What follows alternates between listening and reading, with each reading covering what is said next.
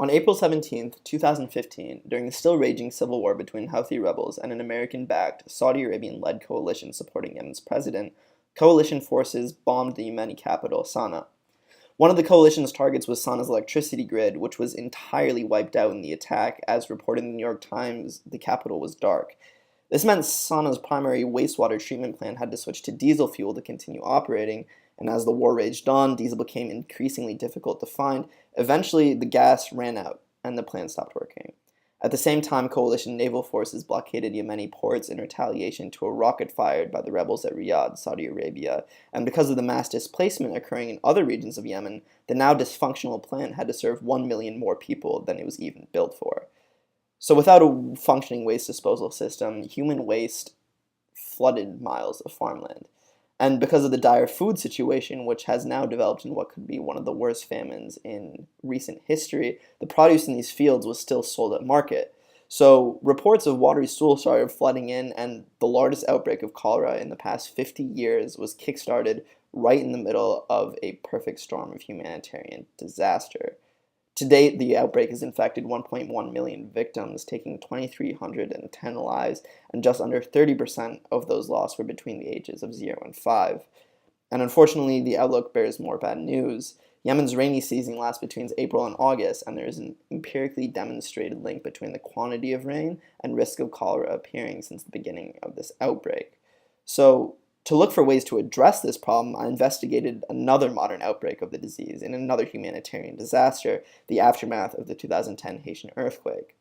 In analyzing the response to cholera in Haiti, researchers from 4 American universities found that many victims who passed away from cholera simply did not survive because they were unable to access health centers in time due to lasting difficulties with transportation and infrastructure that were caused by the earthquake.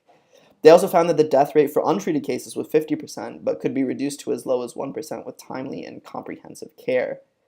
So considering the significant difficulties that arise from transporting people to these health centers in a war zone, the importance of timeliness in preventing death, and the increasingly rare health centers in Yemen due to the conflict, the crux point in lowering the death rate, to me, seemed to be transportation.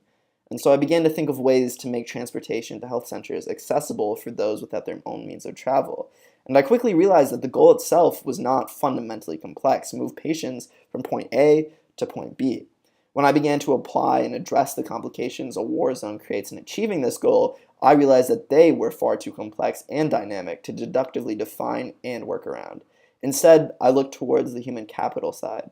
I thought those who can navigate a war zone and all of its challenges are those who have done it before. So that brings me to my intervention, veteran med transport.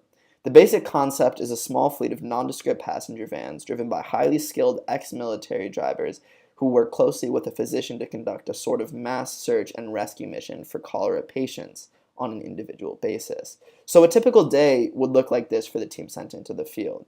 You would arrive in villages too isolated to reach health centers or villages where health centers had been destroyed, set up a temporary tent or tents where the physician or physicians can diagnose cases, and once diagnosed, the driver will use up-to-date conflict information from the British Armed Conflict Location and Event Data Project and the skills that they learned while serving in war to transport as safely as possible patients to the nearest health center that can offer treatment. The intervention would begin with a pilot program in the Thai's government. This is for 2 main reasons. Humanitarian organizations have been able to reach 806,518 people in the region with various interventions, so the violence does not prevent humanitarian efforts from getting off the ground, and Thai's lies in the geographically wettest part of Yemen during the rainy season. Beginning with the pilot offers some important benefits as well, including the ability to measure the effectiveness of the intervention and to make changes, as well as to increase viability through a higher likelihood of being able to raise the money necessary for that pilot, as opposed to a full-scale intervention right off the bat. And to go deeper into the viability of this intervention, I think the most important place to look is its structure. The humanitarian crisis in Yemen has been dubbed the worst in the world by the United Nations, and cholera is only a portion of that crisis. Transportation of patients is only one of the challenges faced in combating the cholera outbreak. However, this intervention also targets the statistically most important aspect of preventing death from cholera: time. It relies on a politically popular wealth of human knowledge in the form of veterans, making both funding and skilled labor easier to attain. And by initially targeting one of the most rain-heavy regions of Yemen, the intervention is located where it is needed most. Fundamentally, veteran med transport works within an incredibly complex situation in a specific way to offer material support to people where it is most needed to ensure their survival.